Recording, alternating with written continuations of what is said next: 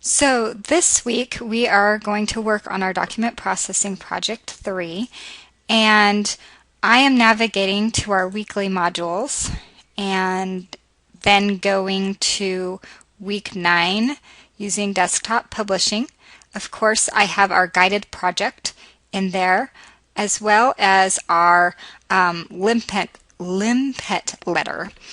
And this is our project. So we are going to look at the parts of a letter.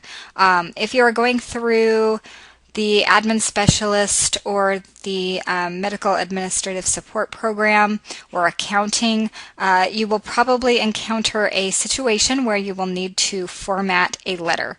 And so we want to look at the parts of a letter and the proper way to format. So this is our assignment, and it's in the form of a short quiz, but it's really just kind of getting an idea of what are our parts of a letter. So the first thing you'll want to do is to download this document, and you can do that through this menu button here. You'll just download a copy. What that will do is open up, click on it, you'll get this letter, and I ask you to go ahead and turn your show hide on, because that will show you the paragraph markings and different things, so we can go through and identify parts of this letter. So the first thing,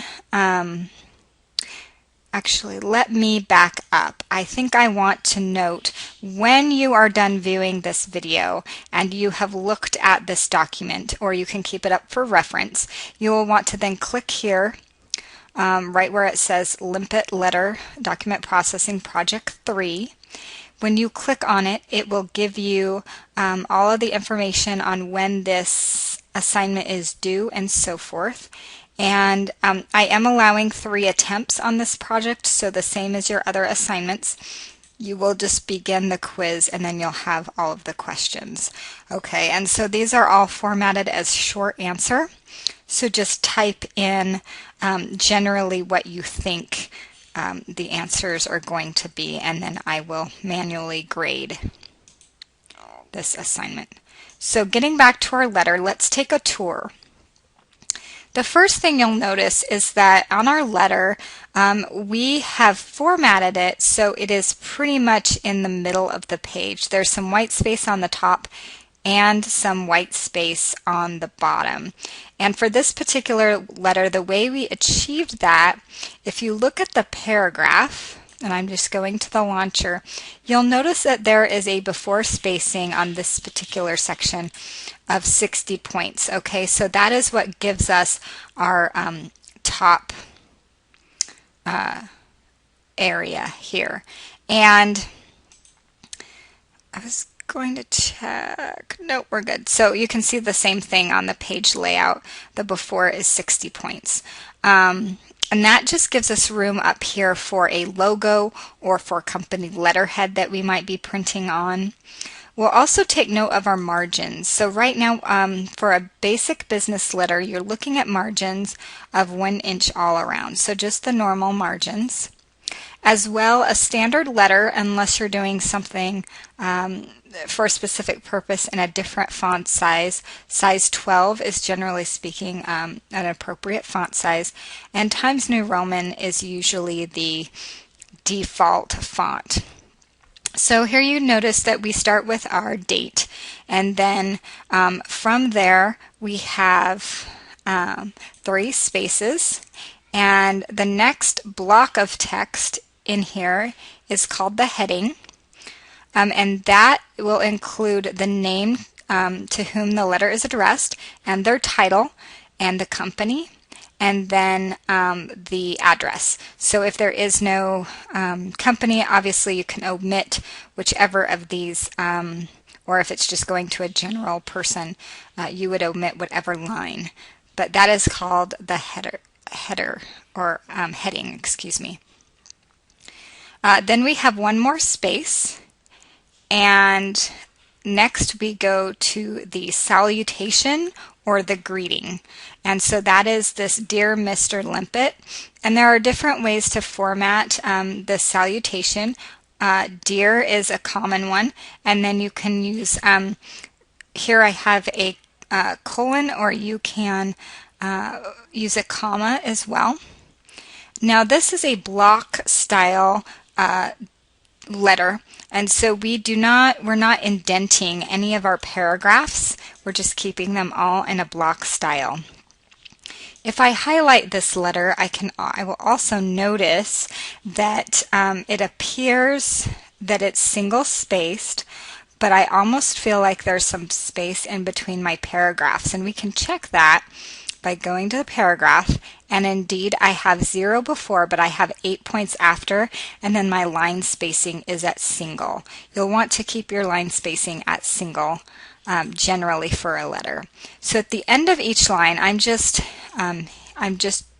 choosing enter or return on my keyboard to get to the next line or the next paragraph. We also have our closing, very truly yours, or sincerely you've seen, with a comma. You'll want to leave at least one space for your name so somebody can sign, put a signature block in there. Sometimes you might actually put 2 if you know that person signs really large. And then of course you would include the letter, who it's from. And then you'll notice that there's these other little symbols, and if you remember from our one of our projects earlier on in the semester, that is what's called a soft return. And so what that's going to do is put all of our information on the very next line without necessarily a big space in between. And the way we get a soft return as opposed to a hard return is holding down our shift key and then enter. So shift plus enter will give us that soft return. So you would have the name of the person writing the letter and then their title. The next thing I want to point out is this series of letters, this TAH, and that is actually would stand for the initials of the person who transcribed or typed out this letter. So perhaps this Ms. Julie Mays dictated this letter, and perhaps her assistant, who has the initials TAH, is the person who actually transcribed it. And so that is helpful because if you need to go back and question the person who put it together on something, then we know who drafted the letter. The next thing, and you'll notice too, we've got more soft returns here. That will keep all this block of text just sort of together as one thing. And sometimes this block of text is also a different font size. I've seen that before. Maybe it goes down to 10 point instead of 12 point. And then we note that there are enclosures, and so that would indicate that in addition to this letter cover page, perhaps, there would be this references enclosure. I've enclosed several brochures for your convenience. So it's something that is included in the packet. So if you typed a letter and you said, I've enclosed several brochures, and there's no brochures, they didn't get stuffed in the envelope, then the person can question that. Even if you don't mention in the body of your letter several brochures, this would still indicate there's something else to look for in this package in the mail. Potentially.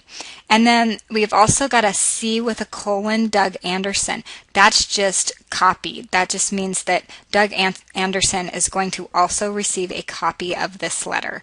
Now, depending on who Doug Anderson is, if he's someone just in the office, he may not also receive all of the enclosures. He may just receive a copy of the letter. But that indicates that someone else has gotten it. So that should have covered everything for your quiz as far as the parts of a letter. And next week we will do a little more on document processing and formatting. Thank you.